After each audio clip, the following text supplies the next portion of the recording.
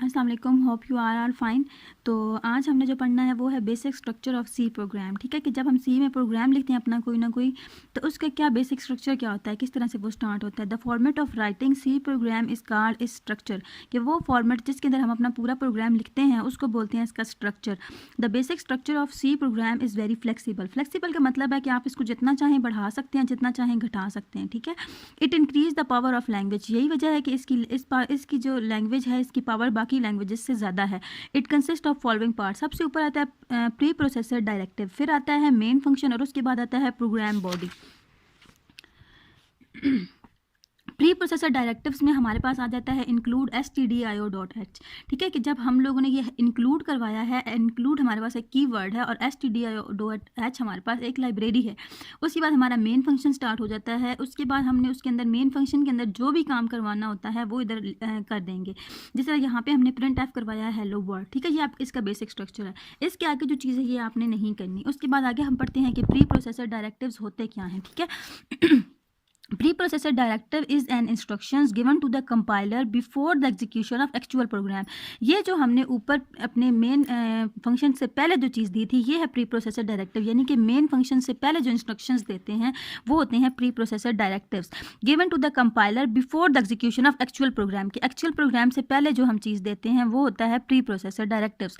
Directives is also known as compiler, क्योंकि compiler को हम देते हैं ना, अभी तक हमारा प्रोग्राम कंपाइल नहीं होया हुआ, इस वजह से हम जो उसको कंपाइलर को देते हैं दैट्स वाई इसको बोलते हैं compiler directive. The preprocessor directives are processed by a program known as preprocessor, कि जो इस पूरे प्रोग्राम को प्रोसेस कर रहा होता है उसे कहते हैं प्री प्रोसेसर। यहाँ तक आपने करना है। उसके बाद हमारे पास दो तरह के आ जाते हैं प्री प्रोसेसर डायरेक्टिव। एक है इंक्लूड प्री प्रोसेसर। इसमें क्या होता है, directives enable a program to access the library. देखिए इंक्लूड के अंदर हमने stdio.h लाइब्रेरी इंक्लूड करवानी होती है ना, या इस तरह की और भी हमारे पास लाइब्रेरीज होती हैं। दैट्स वाई हमने क्या कहा है कि ये क्या करता है, एनेबल करता है प्रोग्राम को कि वो एक्सेस कर सके अपनी लाइब्रेरी को। Each library contain different header files. हर लाइब्रेरी के अंदर डिफरेंट हेडर फाइल्स होती हैं, जिस तरह आपने ऊपर पढ़ा stdio.h। ठीक है, ये हेडर फाइल थी ना। The include preprocessor directive is use to include header file in the program. Hash includes, यहाँ पे आप जिस तरह स्टैंडर्ड हेडर फाइल है ना तो उसका आप नाम बताएंगे जिस तरह stdio.h है। ठीक है, या ये अगर आपने कोई मैथ का फंक्शन परफॉर्म करना है तो ये हमारे पास है math.h। ठीक है, आगे आपने नहीं करना। उसके बाद हमारे पास आ जाता है डिफाइन का preprocessor. The define directive is use to define a constant. ठीक है, खुद से जब आपने कोई वैल्यू इसको देनी होती है, जिस तरह आपने पीछे लाइब्रेरी इंक्लूड करवाई थी और अब यहाँ पे आप खुद से कोई वैल्यू जो आप करवाना चाह रहे हैं तो आप उसको डिफाइन करेंगे। It start with the hash symbol, it is not terminated with semicolon. इसको सेमीकोलन से टर्मिनेट नहीं किया जाता। जब भी आप सी की बॉडी में कोई भी प्रोग्राम लिखेंगे तो उसे सेमीकोलन से टर्मिनेट करेंगे, ये होता है semicolon. It can be used anywhere in the program. इसे हम प्रोग्राम के अंदर कहीं भी यूज़ कर सकते हैं। जो हमारा डिफाइन प्रोसेसर है, जो हेडर जो पीछे हमने इंक्लूड प्रोसेसर पढ़ा वो हमेशा स्टार्ट पे होगा और इसे हम प्रोग्राम के अंदर कहीं भी इंक्लूड करवा सकते हैं। नीचे आपने नहीं करना, सिर्फ इसकी एग्जाम्पल कर लें। उसके बाद आ जाता है explain header files and their use in program. Header files are collection of standard library.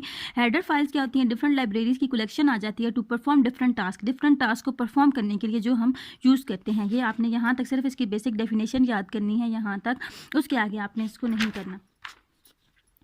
उसके बाद आता है हमारा main function. The main function is the place where the execution of C program start.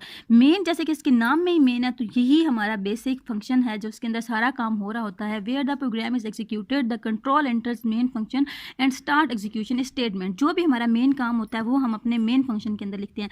Like अगर यहाँ हमने दो चीज़ों को ऐड करवाना था तो अगर a + b लिखा है तो वो भी मेन फंक्शन के अंदर, यानी कि जो भी आपका बेसिक काम है वो मेन फंक्शन के अंदर होगा। ठीक है,